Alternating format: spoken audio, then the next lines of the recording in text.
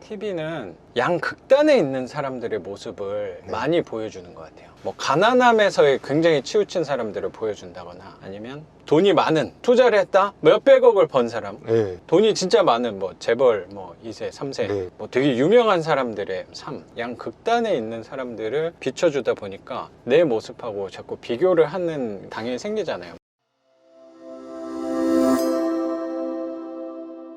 회사에서 스트레스를 되게 받는다고 하시는데 어떤 부분이 좀 많이 힘든 거예요? 선생님 정도면 일도 어느 정도 이제 혼자 다 하실 수 있을 거고, 그 10년 하셨으면 저는 전문가라고 생각하거든요.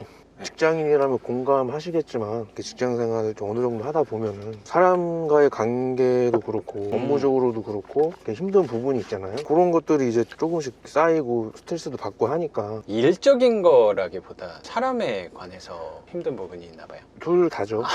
뭐 엄청나게 크고 그런 건 아니지만 항상 그 압박감 같은 게 있고, 업무 같은 걸 할 때도 성과적으로도 압박 같은 게 있으니까 그런 걸 계속 생각하고 하다 보면은 스트레스가 심적으로 좀 부담이 많이 되더라고요. 좀 쉬고 싶기도 하고. 그리고 주변에 봤을 때 다음 직장생활 만족한다는 사람은 거의 못 봤거든요. 일해서 뭐 생활하기에 빠듯하게 살고 그리고 뭐 항상 그렇죠. 또 TV나 이런 거 보면은 멋있게 사는 사람도 많이 나오잖아요. 나도 그렇게 되고 싶다라는 생각도 들고, 그리고 여기서는 미래가 한정적으로 다 보이니까. 제가 사실 그런 부분 때문에 TV를 안 봐요. TV에 대한 속성을 한번 또 생각을 해봤거든요. TV는 양극단에 있는 사람들의 모습을 많이 보여주는 것 같아요. 되게 치우친 사람들, 어쩌면 뭐 가난함에서 굉장히 치우친 사람들을 보여준다거나, 아니면 돈이 많은, 투자를 했다 몇백억을 번 사람, 돈이 진짜 많은 뭐 재벌 뭐 2세 3세 뭐 되게 유명한 사람들의 삶, 양극단에 있는 사람들을 비춰주다 보니까 내 모습하고 자꾸 비교를 하는 당연히 생기잖아요. SNS도 그런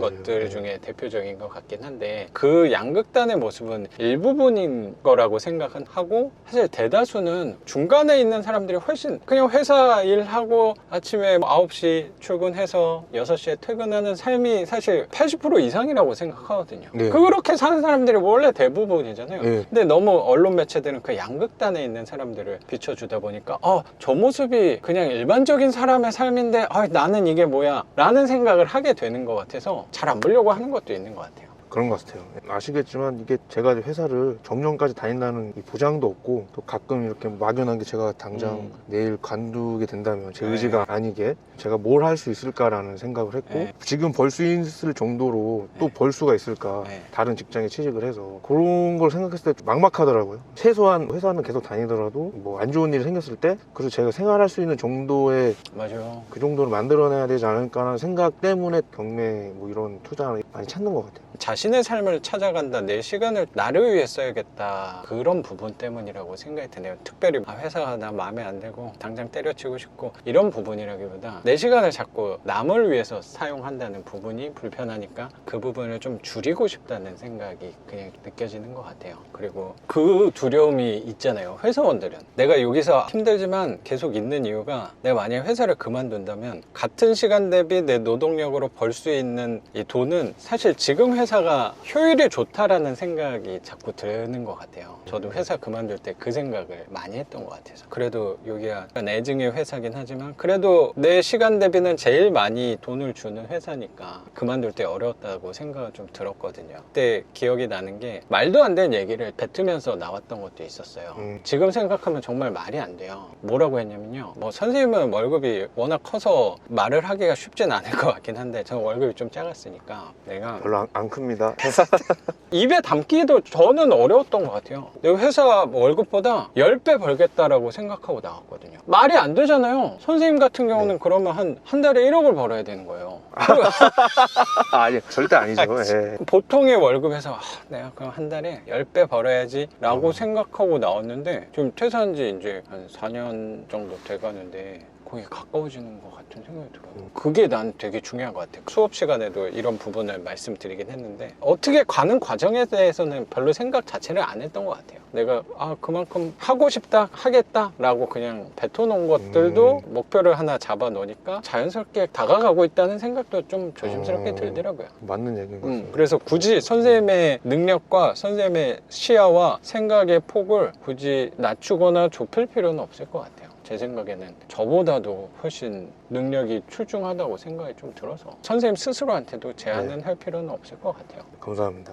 제가 감사하죠. 그러면 퇴사하고 어떤 일을 하고 싶냐 여쭤봤는데 뭐 아직은 구체적인 건 없지만 그건 좀 나중에 생각하겠다 말씀하신 게, 월세가 늘어나면 자연스럽게 하고 싶은 게 생기더라고요. 그걸 제가 정확히 봤어요. 뭐 저도 스스로한테도 그랬고, 저도 처음에 경매하면서 나도 나중에 책도 쓰고 수업도 하고 뭐 유튜브도 해야지, 이거 말이 안 되잖아요. 하다 보니까 마음의 여유가 좀 생긴 것 같아요. 생각도 좀 여유롭게 할 수 있다 보니까 내 깊숙한 곳에 하고 싶었던 것들이 해볼 수 있는 공간이 좀 생긴 것 같아요. 그런 것 같아요. 저도 지금 말씀하시니까 생각되는 게, 뭔가 이제 나이가 들고 직장생활 오래 하면은 뭐 예를 들면 처자식이 있거나 뭐 누가 애가 있으면 누가 가수 좋아하거나 뭐 새로운 거 나오고 이럴 때, 저희 뭐 아버지들이나 직장생활 하시는 분은 모르고 관심도 없잖아요. 근데 그 이유가 이 직장생활에만 너무 하다 보니까 피곤하니까 다른 어떤 새로운 것들을 맞아요. 관심이 안 가지는 거예요. 너무 힘드니까. 맞아요. 유행하는 거라던가 뭐 새로운 게 나왔다고 했을 때 시간적 여유가 있는 사람들, 이게 뭐지, 새로운 거 나왔네, 뭐 이런 거 보고 관심도 갖고 새로운 것도 해볼 텐데, 직장인들은 그냥 하루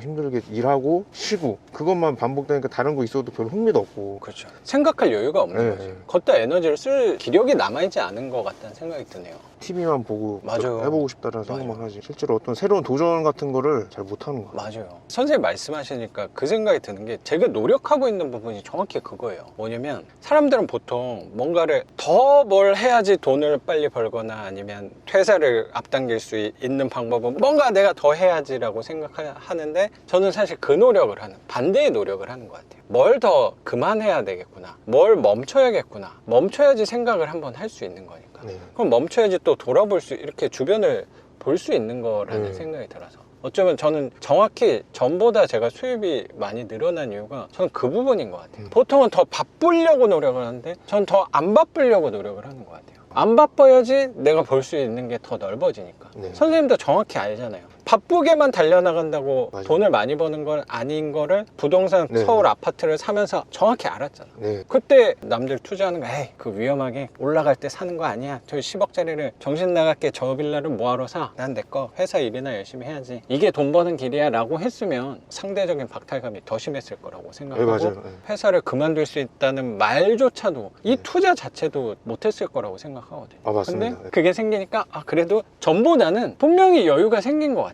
제가 전의 삶은 정확히 모르지만 들어보니까 전보다는 그래도 이 20억 자산을 갖고 계시니까 투자도 한번 해보는 거고, 맞습니다. 코인도 한번 해보는 거고, 예, 맞아요. 이럴 수도 있지 않을까? 약간 신락 같은 희망의 그러니까 그걸 걸 수가 있는 거죠. 그리고 이 집도 선생님이 돈도 좀 지금 제한이 있는 부분도 있고, 시간도 회사 때문에 입찰도 하기 어려운 상황이었는데, 그걸 쪼개서 이 빌라가 또 낙찰되고 명도까지, 그리고 월세까지 이제 조만간 이 영상이 올라갈 때 월세 이미 한 2달치는 받지 않았을까. 선불로 받으면 2달치 받을 수 있죠.